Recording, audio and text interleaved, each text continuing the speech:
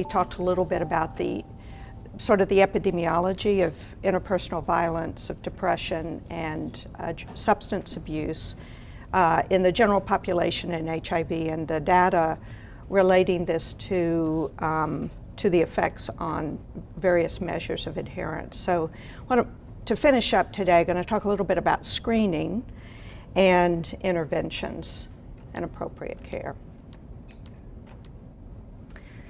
So this is just a quote from the authors of a literature review on 45 articles examining this syndemic of impact.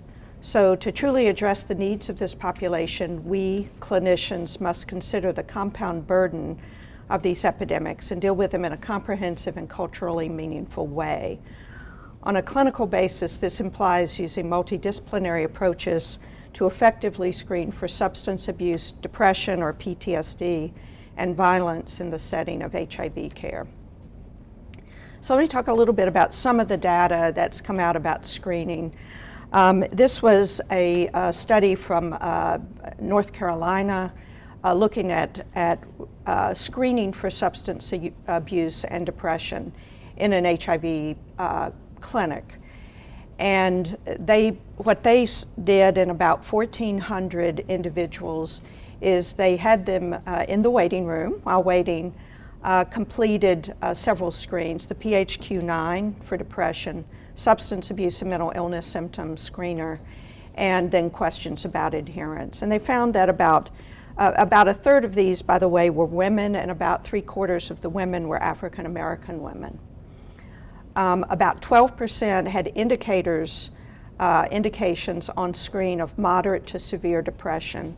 This was associated with decreased adherence. Roughly a fifth had indications of problematic drinking, and about 8% had indications of problematic drug use.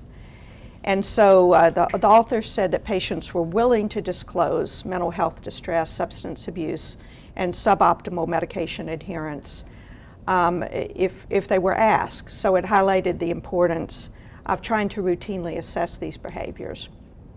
This was an HIV clinic in Alberta, about 1,700 individuals.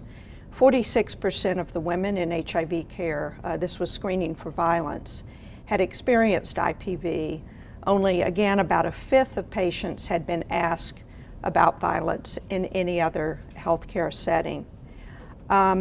They were responsive, again, willing to be screened, but the authors noted that referral services needed to be accessible. And again, only about a quarter of patients who disclosed that they were victims of violence were connected to resources after screening.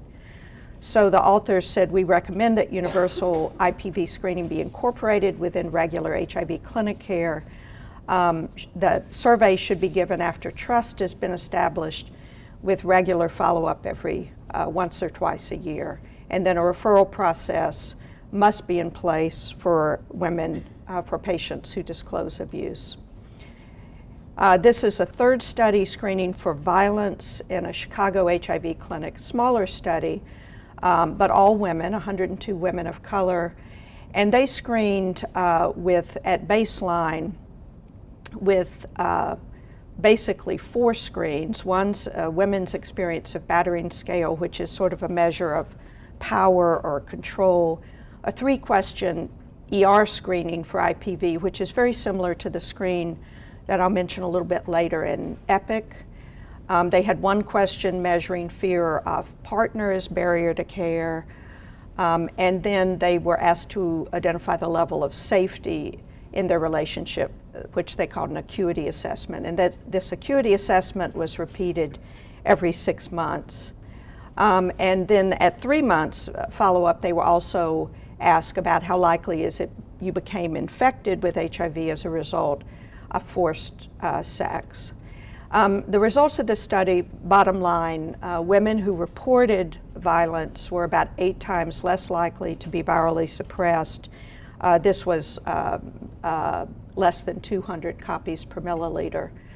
70% indicated a history of violence using a composite measure of these tools, so positive on any of those screening tools. About a third identified a history of sexual assault.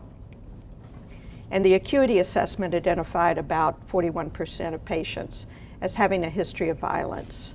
The baseline ER screen identified a little over a third as a history of violence. So their take-home message is if you ask the questions multiple times, perhaps in a variety of ways, that you are going to identify more women than using potentially one screen. So I think that all of us know these things, but sometimes it's we have a very short time frame to see patients, and we may pick up on some of these but not on others as possible clues to violence. Certainly evidence of physical trauma, especially if this is repetitive, if there's not a good explanation. People have talked about bruising in sort of unusual locations, or patterned bruising like a strap or a belt, defensive bruises, things like that. Those are fairly obvious, but we don't always notice them. And then I think there are other things that can be clues to violence, ongoing violence, and that have been certainly associated epidemiologically with violence. And that would be chronic GI or GU symptoms such as chronic pain, frequent recurrent UTIs, unexplained reproductive tract symptoms. Again, chronic pelvic pain has been strongly associated with a history of violence, and in particular sexual violence. Ongoing sexual dysfunction, repeated STIs, unexplained genital injury. Multiple unintended pregnancies and or termination of pregnancies may be a clue to violence. Any other unexplained chronic pain, repeated visits with no clear diagnosis. I think this is something all of us have seen, as a partner who insists on being present and doesn't want to leave the room, tries to answer the questions for the woman. Symptoms, mental health symptoms, depression, anxiety, PTSD, sleep disorders, again, there should also always prompt screening for violence, and certainly suicidal ideation or other self-harm. Emotional indicators of abuse, showing discomfort when discussing the possibility of abuse, appearing to be fearful of partner, and really trying to pick up on those clues that may not be expressed verbally. If the patient appears to be embarrassed, ashamed, frightened, disoriented, or depressed, a history or ongoing violence should be certainly in the differential. Excessive distress over a minor injury or little emotion over a more serious injury. If the patient's unusually either quiet or very agitated or nervous. Limited attention span during assessment, hypervigilance with the patient or their partner. And again, I think we see a lot of these things. They don't always indicate violence, but I think we probably have a lot more. We know we have a high history, patients who have a high history of violence. And I think we're probably just not identifying a lot of patients who have ongoing problems. So these are screens that are existing within the EPIC system as our EMR. The PHQ-2 as a brief screen for depression with an automatic default to PHQ-9 if they're positive, if one of the two questions is positive. There's something I'm going to say a little bit more about. It's called SBIRT, which stands for Screening, Brief Intervention, and Referral to Treatment for Substance Abuse, both alcohol and drugs, and then the Abuse Assessment Screen.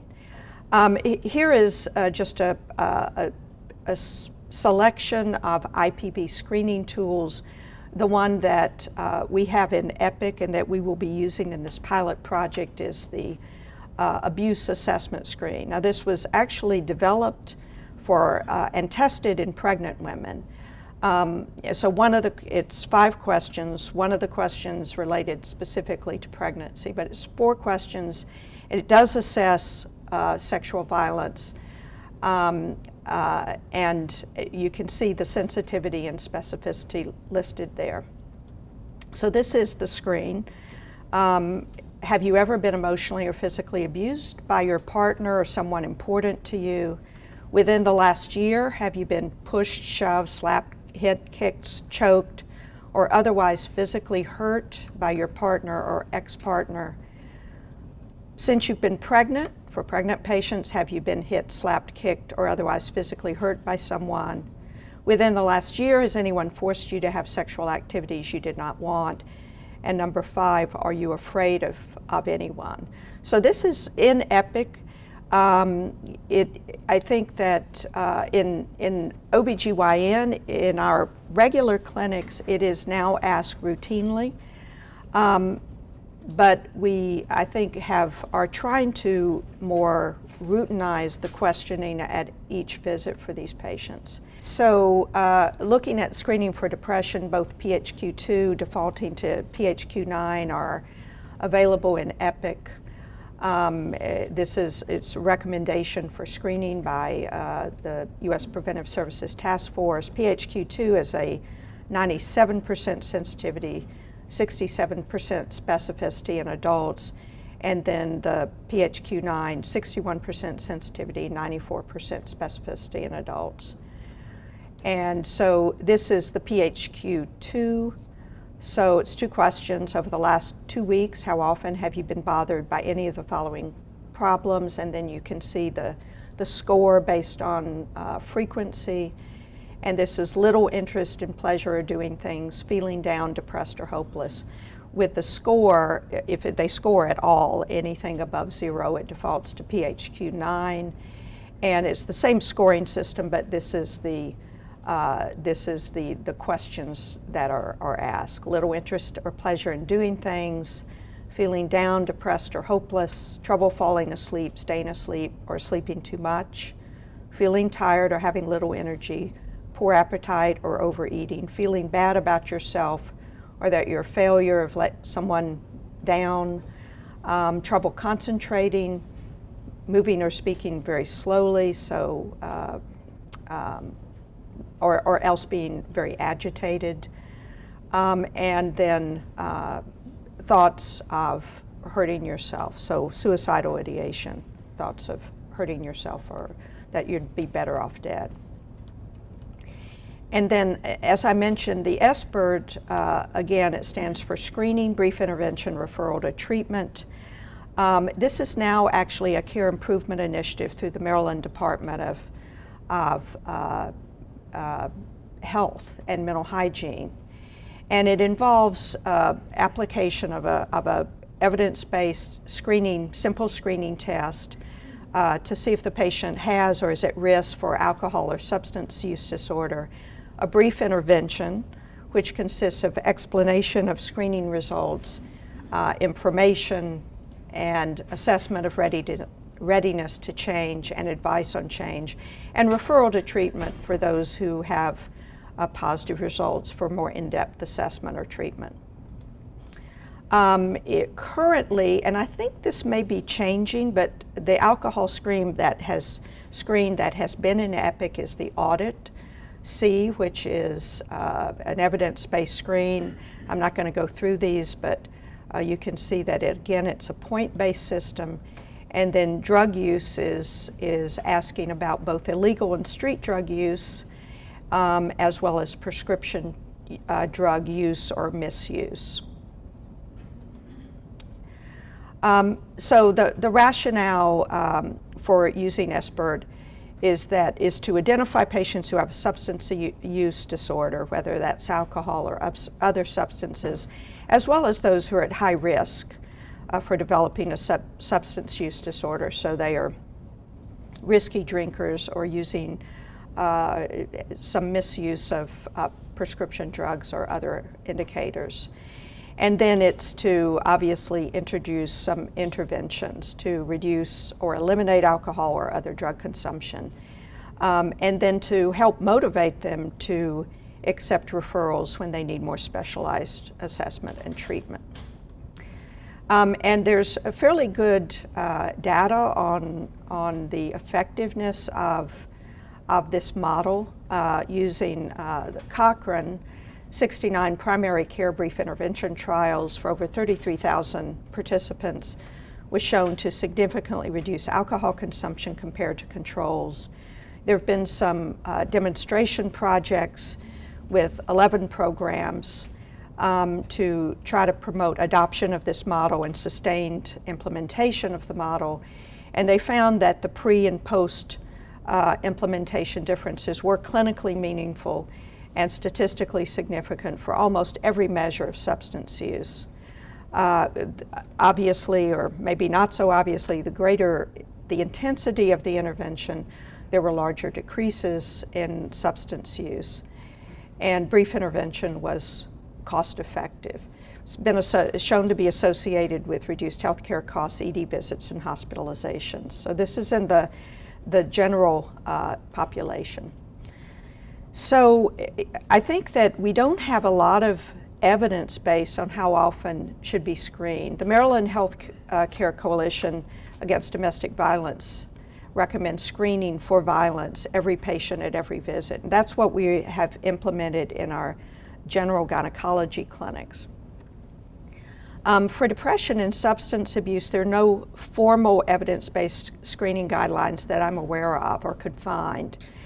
I think you can make an argument for screening every patient at every visit. You're probably going to identify patients more effectively, but I think that's obviously something that there's really trying to find a balance in terms of use of resources.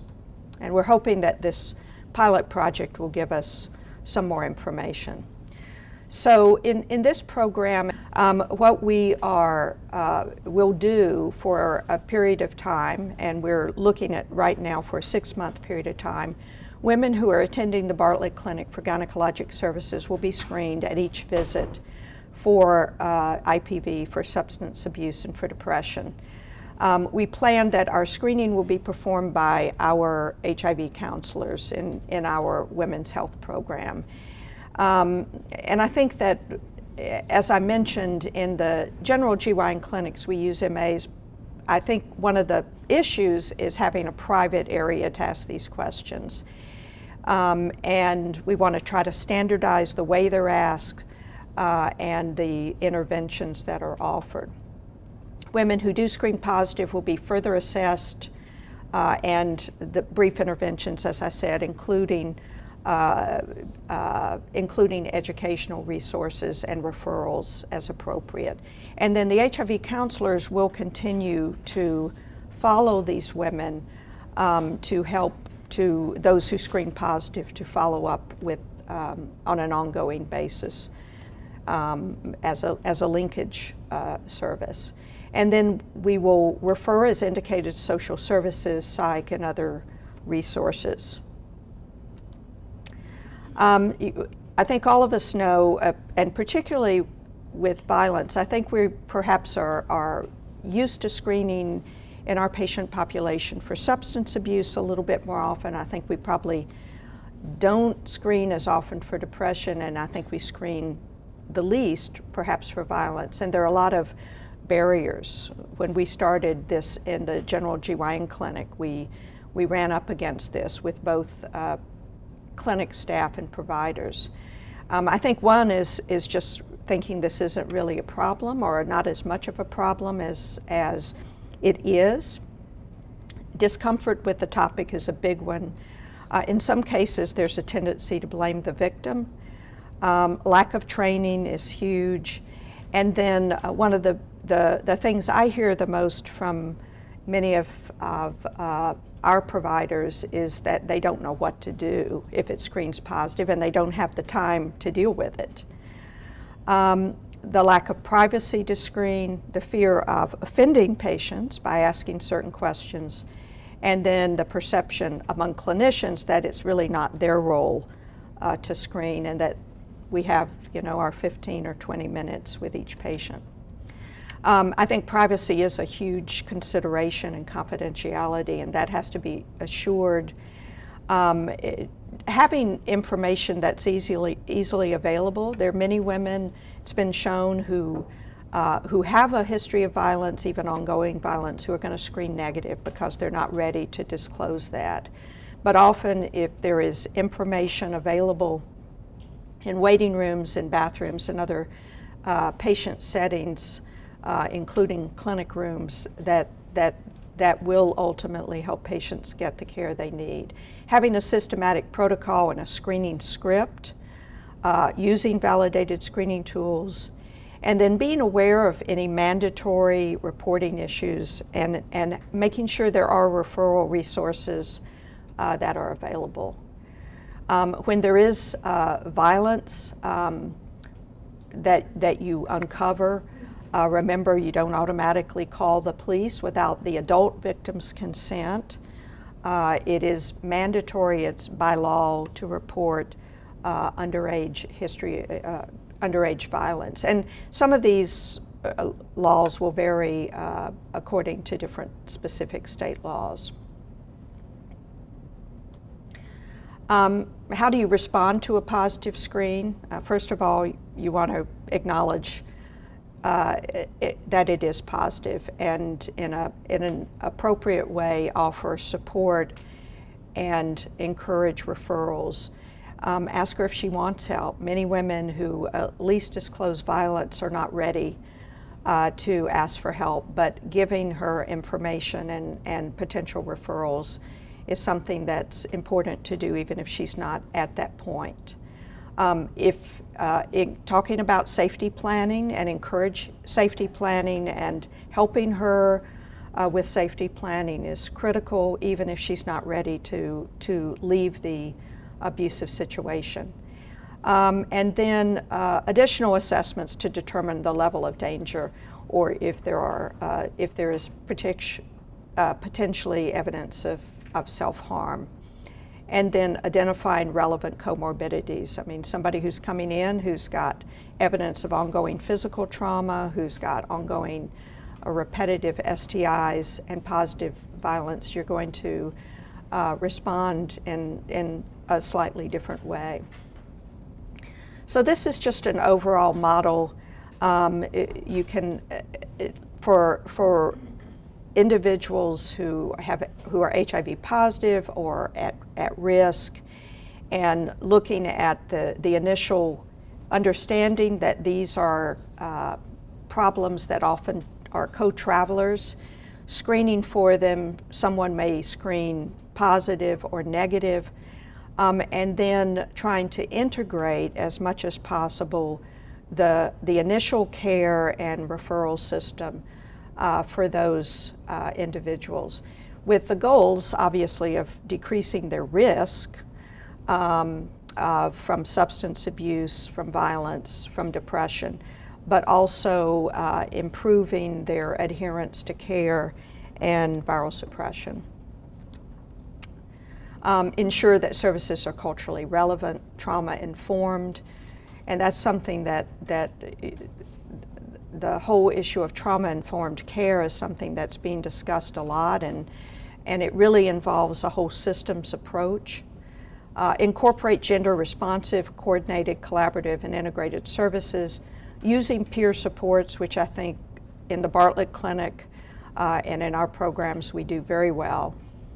Understanding specific factors that influence access to and adherence to care, again, reinforcing the need for privacy and confidentiality. HIV disclosure considerations, something we deal with frequently in terms of GYN and obstetrics. And really knowing that, and if there are issues related particularly with violence, have to be very cautious about disclosure. And this is something, again, that our counselors, I think, are very experienced with. And then the need to establish referral pathways, which we're very fortunate to have here. There is evidence that treatment of these disorders improves adherence, and in particular viral suppression. Treating depression This was a retrospective review. Patients who were referred to co-located services for depression had significant decreases in depression scores, as well as viral load and increases in immune function. And when they were initiated with antidepressants, they had, again, in a second study, had improvement in these adherence measurements. This was a San Francisco study that looked at co-located services as well. There was a methadone clinic where they also had primary HIV services. And then there was a HIV clinic that was sort of very close to the methadone clinic, and then there was a community clinic. And not surprisingly, first of all, when they were in the having treatment for their substance abuse disorder, they were more likely to attain suppression, 96% compared to 71%, and that the suppression was higher when services were co-located. So they were highest in the methadone clinic when they also had HIV services there. They were second highest when the care was not co-located, but it was very closely associated, and then they were much lower in the community clinics. In a French study, there was 2 to 3 times better adherence to ART among those who had stopped injecting drugs with medication-assisted therapy, methadone or buprenorphine. And the duration of the opiate agonist therapy was also associated with greater viral suppression. A Canadian study, again, methadone treatment associated with improved adherence, viral suppression, and CD4. We talked about briefly interventions. Brief behavioral interventions can reduce, and there's good evidence on this, endemic risks for violence and HIV. Meta-analyses have shown that trauma-focused interventions that address all of these problems in an integrated, concurrent approach are more likely to succeed, to be effective, and to be cost-effective and increase adherence, as well as reducing PTSD symptoms.